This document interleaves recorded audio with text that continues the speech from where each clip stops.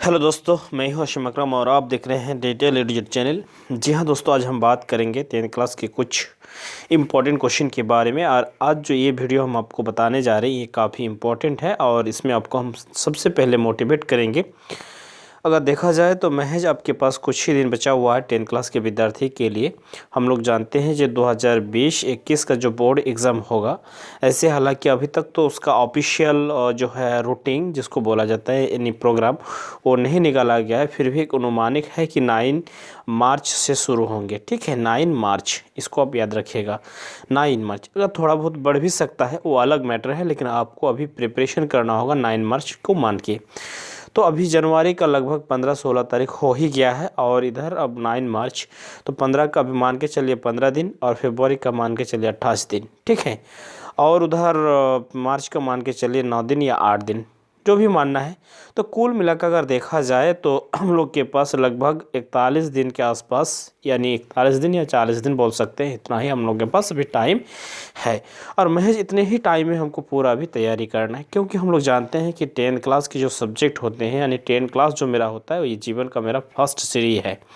क्योंकि पिछले अब 9 में कैसा रिजल्ट था, 8 में कैसा रिजल्ट था, 7 में कैसा रिजल्ट था, 5th में, 6 में आप कैसे स्टूडेंट थे, वो आपको मायने रखता है 10th के ऊपर। अगर 10th में आपका रिजल्ट अच्छा हुआ तो बताया जाएगा कि आप एक अच्छा स्टूडेंट थे, पहले भी अच्छा थे, ये बताया जाएगा।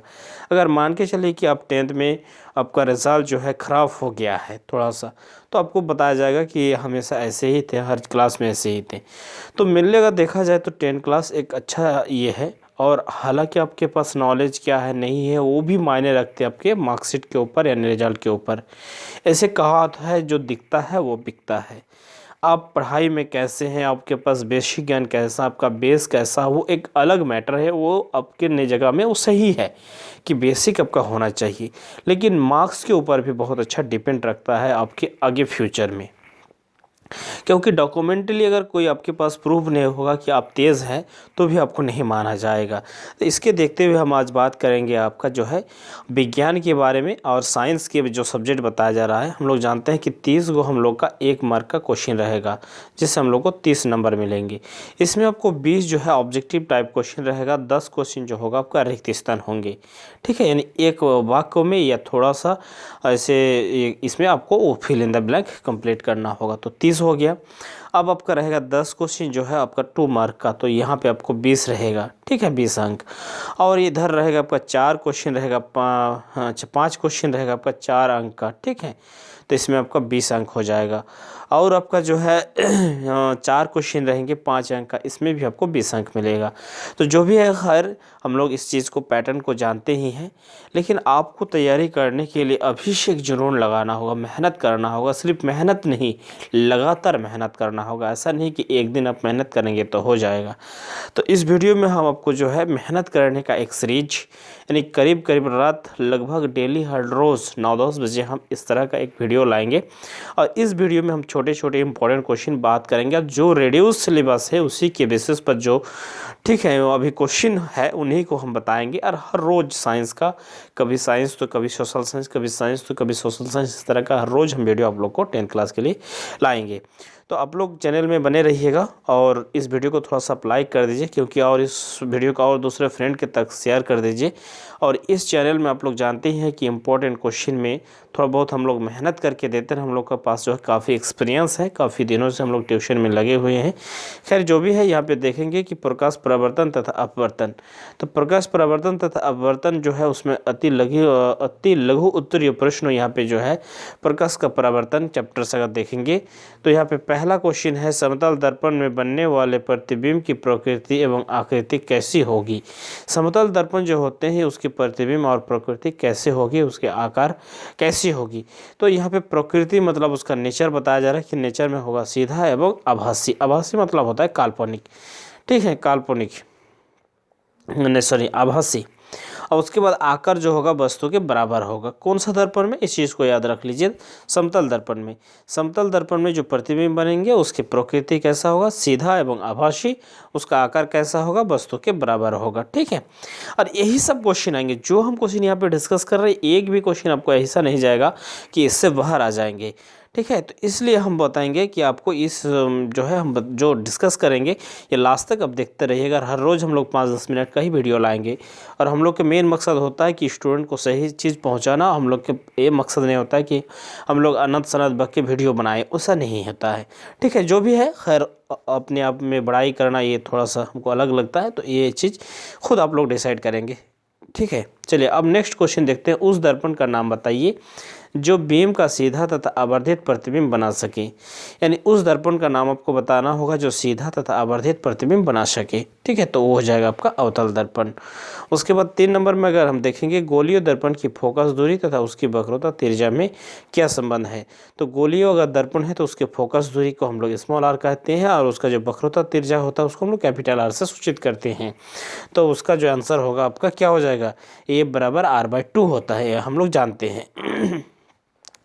अब इसी से रिलेटेड करके एक आपको सवाल दे देते हैं। ठीक है, तो देखिए वहाँ पे भी गोलीय दर्पण था। अब गोलीय दर्पण मतलब हो गया ऐसा, इस तरह का दर्पण हो सकता है या तो इस तरह का दर्पण भी हो सकता है, अवतल भी हो सकता है, उत्तल भी हो सकता है, लेकिन यहाँ पे आपका नाम डिक्लेयर कर दिया गया है कि उत्तल दर्पण। तो उस उत्तल दर्पण की फोकस दूरी ज्ञात करें। आपको फोकस दूरी ज्ञात करने बोल रहा है, यानी एफ ज्ञात करने के लिए बोला जा रहा है।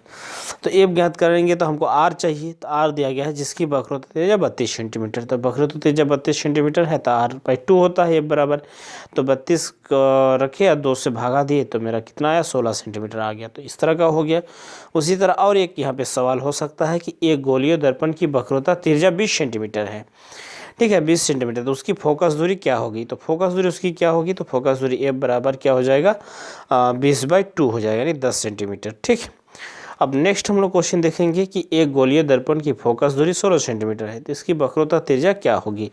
तो अगर कोई एक दर्पण है जिसकी फोकस दूरी कितना है, 16 सेंटीमीटर है, तो उसकी वक्रता त्रिज्या क्या होगा, तो 32 होगा। तो ये देखिए ये चीज़ को हम थोड़ा सा आपको, ये तो आप लोग जानते ही हैं लेकिन फिर भी हम क्लियर कर देते हैं थोड़ा सा। एफ बराबर क्या होता है, r/2। यदि एफ का मान आपको दिया हुआ है तो आर का मान निकालना होगा। तो हम लोग जानते हैं इसके नीचे कुछ नहीं, मतलब क्या होगा, कोना का निगुना होगा। तो 2 किससे साथ गुना होगा, या एफ के साथ, आर किससे साथ, 1 के साथ। तो आर को अगर 1 के साथ गुना करेंगे तो आर ही हो जाएगा और 2f हो जाएगा। तो अगर हमको एफ के मान दिया हुआ है तो एफ का मान हम पुट कर देंगे 16, तो 16 तो ये 32 हो गया। ठीक है, और जो क्वेश्चन आपको समझ में नहीं आएगा वो फिर आप हमको कमेंट कीजिएगा कि सर ये क्वेश्चन और थोड़ा सा डील करिए, तो उसको और हम डील थोड़ा सा कर देंगे। ठीक है, अब 7 नंबर क्वेश्चन को हम यहाँ पे देखेंगे कि एक दर्पण की फोकस दूरी 10 सेंटीमीटर है। एक दर्पण है उसकी फोकस दूरी कितने सेंटीमीटर, 10 सेंटीमीटर। तो दर्पण की वक्रता त्रिज्या ज्ञात करें। तो दर्पण की वक्रता त्रिज्या क्या होगा, तो वही उसी तरह का बात है कि एफ का मान रख दिए 10, 10 दिए 20।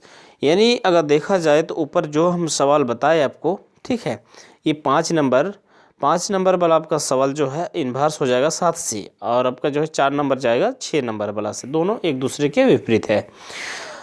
अब यहाँ पे 8 नंबर क्वेश्चन का हम लोग डिस्कस करेंगे। चेहरा देखने के लिए सामान्यतः किस प्रकार का दर्पण का उपयोग किया जाता है। चेहरा देखने के लिए किस प्रकार के दर्पण का उपयोग किया जाता है। ठीक है, तो यहाँ पे हम लोग चेहरा जो देखते हैं वो जहाँ हम लोग सीलोन में जाते हैं, कहीं पे जाते हैं, अक्सर हम लोग जो है समतल दर्पण का इस्तेमाल करते हैं। हालांकि सेलोन जहाँ हम लोग दाढ़ी उड़ी बनाने जाते हैं वो थोड़ा सा अलग दर्पण भी लगा होता है, तो वो भी हम आगे डिस्कस करेंगे। लेकिन हम लोग नॉर्मली जो घर में देखते हैं अपने चेहरा देखने के लिए, कंघी करने के लिए जो दर्पण का इस्तेमाल करते हैं वो समतल दर्पण होते हैं।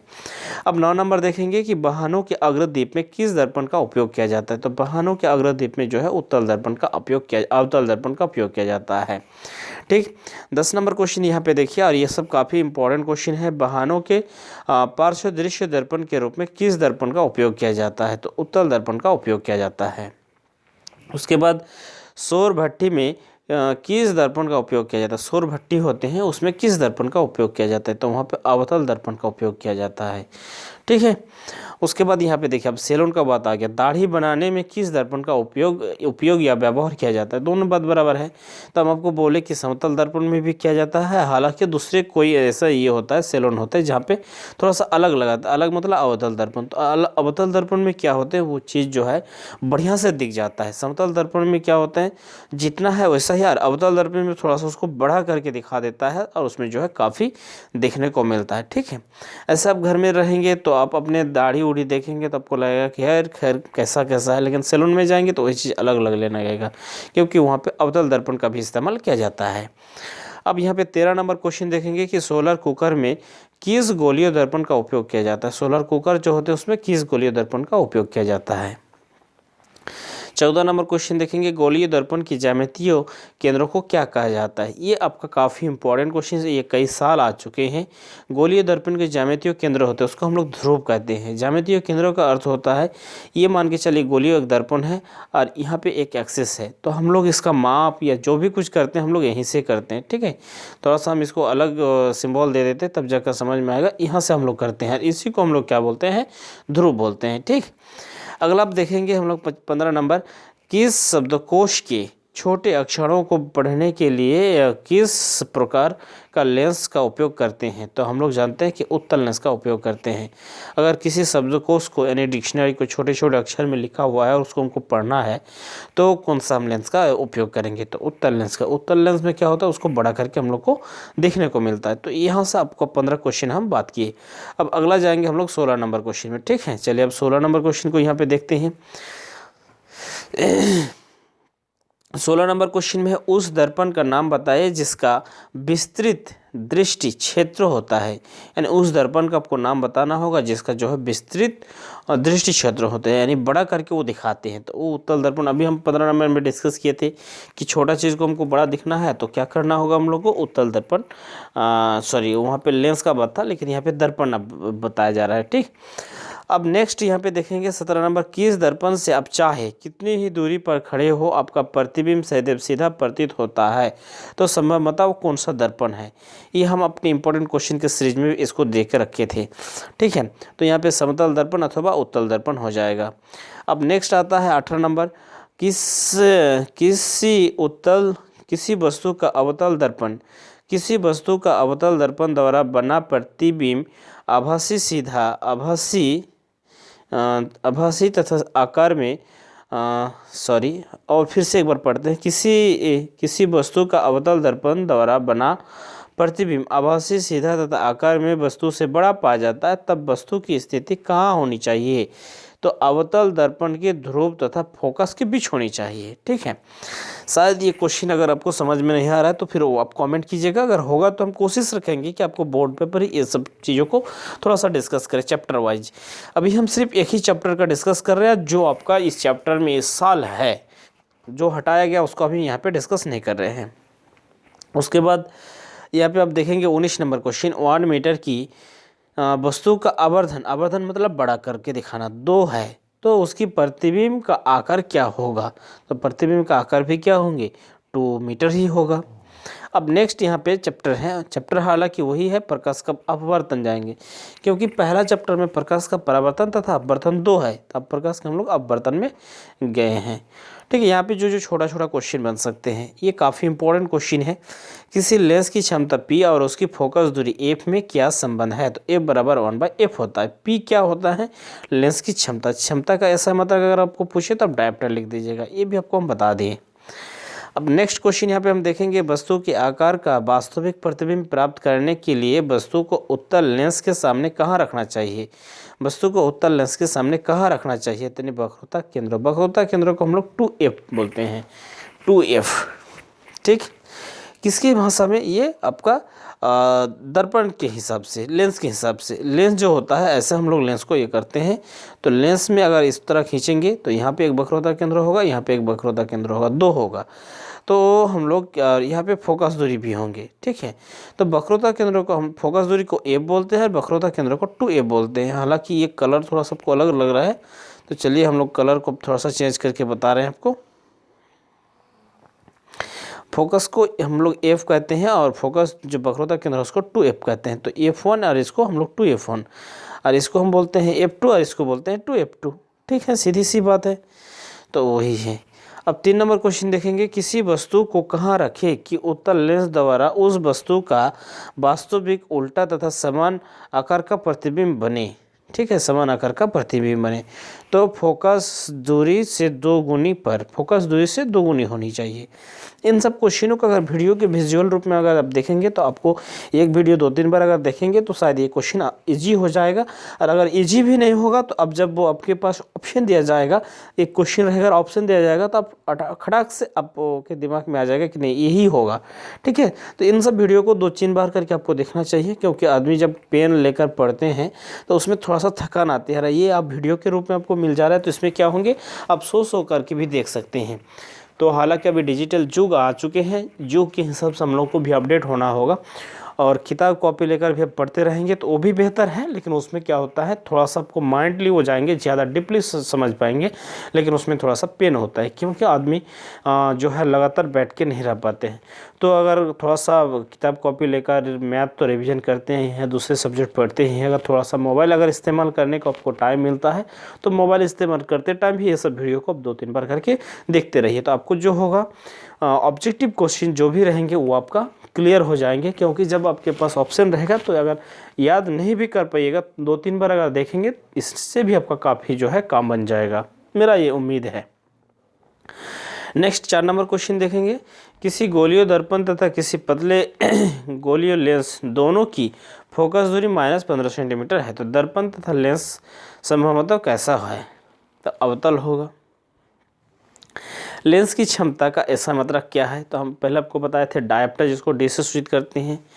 अब यहाँ पे है उस लेंस का नाम बताइए जो प्रकाश की किरणों का अभिसारित करता है। यानी यहाँ पे बताया जा रहा है कि उस लेंस का नाम बताइए जो प्रकाश की किरणों को अभिसारित करते हैं। अभिसारित मतलब उसको क्या करते हैं, तो ये उत्तल लेंस से, ठीक है, उत्तल लेंस से होता है। अब हम देखेंगे नेक्स्ट क्वेश्चन को कि किस प्रकार का लेंस वास्तविक, उल्टा तथा वस्तु के आकार से बड़ा प्रतिबिंब बनाता है, कौन सा लेंस, तो उत्तल लेंस। प्रसारित, यहाँ पे अभिसारित का अर्थ होता है उसको बड़ा करना, अपसारित का अर्थ होता है उसको छोटा करना। ठीक, अब यहाँ से आता है लघु प्रश्न उत्तर, मैंने उत्तरीय प्रश्न। लघु मतलब थोड़ा सा बड़ा। अब ये 2 नंबरिया में आपके आएंगे, ठीक है। और यहाँ पे हम जितने भी क्वेश्चन का डिस्कस कर रहे हैं, ऐसा नहीं है कि आपका रिड्यूस सिलेबस के अलावा है, यानी जो रिड्यूस किया गया आपका 40% वो हटा के हम लोग ये डिस्कस कर रहे हैं। आपका जो 60% किताब है, यानी 60% जो इस बार एग्ज़ाम लिया जाएगा उसी के बेसिस पर ये कर रहे हैं। और ये सब काफ़ी इंपॉर्टेंट क्वेश्चन है, और आपको ये सब 2-3 चीज़ों में मिल जाते हैं, क्योंकि एक तो आपको विजुअली भी मिल जाएगा, और व्हाट्सएप में आप मेरे साथ जुड़े हुए हैं, पैसा पे कर चुके हैं, तो उनसे भी आपको मिल जाएगा। और ये आप जो है कभी जब मन होगा, कभी सड़क पे चलते चलते, कभी इधर उधर अगर घूमने भी गए हैं, कहीं पे आप काम भी कर रहे हैं, तो भी आपको ये चीज़ मिल अगर हो जाएगा। तो मेरे हिसाब से हो रहा है कि ये चीज़ जो है आप पढ़ाई के अलावा दूसरे जब टाइम कुछ काम कर रहे हैं तब भी ये सुन के आप इसको याद कर सकते हैं, या देख करके आधा घंटा 10 मिनट का ही तो वीडियो होगा, काफ़ी नहीं हम बनाते हैं। चलिए, आप खैर जो भी है यहाँ पे देखेंगे प्रकाश का परावर्तन किससे कहते हैं, ठीक है। तो किसी चिकने या चमकीले सतह से प्रकाश के किरण से टकरा कर वापस लौटने की घटना को प्रकाश का परावर्तन कहते हैं। या हम इसको अगर बोले तो अगर ऐसा आप समझे इसको, अगर कोई एक परावर्तक सतह है, ये आपको प्रकाश जो है परावर्तित कर सकता है, ये चिकनी सतह हो या प्रकाश का परावर्तक सतह हो, ठीक है। तो उसमें कोई किरण आए और आने के बाद फिर उसी माध्यम में अगर लौट गए तो प्रकाश की इस घटना को हम लोग क्या बोलते हैं, परावर्तन बोलते हैं। प्रकाश के परावर्तन के नियम, प्रकाश के परावर्तन के 2 नियम होते हैं। 2 नियम का अर्थ होता है कि आपतित किरण, परावर्तित किरण और अभिलंब। आपतन बिंदु पर डाले गए अभिलंब तीनों एक ही तल पर होंगे, ठीक है, तीनों एक ही तल पर होंगे। दूसरा जो है यहाँ पे कि प्रकाश में जो किरण आए और जो किरण गए, और यहाँ पे अगर हम अभिलंब खींचे तो यहाँ पे आपतित कोण और परावर्तित कोण दोनों क्या होंगे, बराबर होंगे। आपतन कोण और परावर्तन कोण दोनों बराबर होते हैं। सही देखिए, अब यहाँ पे नेक्स्ट क्वेश्चन जो है 3 नंबर, आप देख सकते हैं कि अवतल दर्पण के 2 उपयोग को लिखे। अवतल दर्पण जो है उसके 2 उपयोग को हमको यहाँ पे लिखना होगा। तो यह क्या है, सोलर कुकर में, दूसरा है मोटर कार के हेडलाइट में, ठीक है। ये काफ़ी इंपॉर्टेंट क्वेश्चन है। अब हम लोग 4 नंबर देखेंगे, दर्पण के मुख्य फोकस की परिभाषा लिखिए। दर्पण जो है इसको मुख्य फोकस की परिभाषा लिखना होगा। तो मुख्य अक्ष की समानांतर चलने वाली प्रकाश की किरणों परावर्तन के बात जिस बिंदु से मिलती है या मिलती हुई प्रतीत होती है मुख्य अक्ष के उस बिंदु को मुख्य फोकस कहते हैं। देखिए मुख्य फोकस को आपको हम और एक बार क्लियर कर देते हैं। मान के चलिए ये आपका दर्पण है, तो यहाँ से अगर हम मान के चले कि बहुत सारे किरणें लेके आए, इधर से गए, इधर से लेके गए, इधर से गए, इधर आया, इधर आया, तो यहाँ पे सब कोई मिलती है। या तो अगर ऐसे हम देंगे, अवतल दर्पण आपको देंगे तो ऐसे जाएंगे, फिर ऐसे आएंगे, तो यहाँ पे जाकर आपको लगेगा कि ऐसे, ठीक है, ऐसे गया, इधर चला गया, ऐसे गया, इधर गया, ऐसे गया, इधर, ठीक, तो सबको लगेगा कि यहाँ पे मिल रहा है। ठीक है, ये दो फिगर आप देखे होंगे, तो यहाँ पे मिलते हैं और यहाँ पे मिलती हुई प्रतीत होती हैं, तो इसी जगह को हम क्या बोलेंगे, मुख्य फोकस बोलेंगे। ठीक, तो आई होप हम आशा करेंगे कि आज वीडियो में इतना ही। फिर अगला वीडियो आप देखेंगे कि दीर्घ प्रश्न हम 5 से स्टार्ट करेंगे। हर रोज़ आपके लिए हम जो है इसी टाइम में आपको डेली वीडियो देंगे साइंस के ऊपर, और सिर्फ ये है आप विजुअली थोड़ा सा आधा घंटा देख के इसको क्या करेंगे, हर रोज़ 2-3 बार करके इस वीडियो को देख लीजिएगा, तो आपका जो है काफ़ी क्वेश्चन जो है ऑटोमेटिक एग्जाम में जाकर आप सॉल्व कर पाएंगे। मेरा ये 100% ये विश्वास है। तो इस वीडियो में यहीं तक, फिर मिलते हैं नेक्स्ट वीडियो में। थैंक यू, धन्यवाद।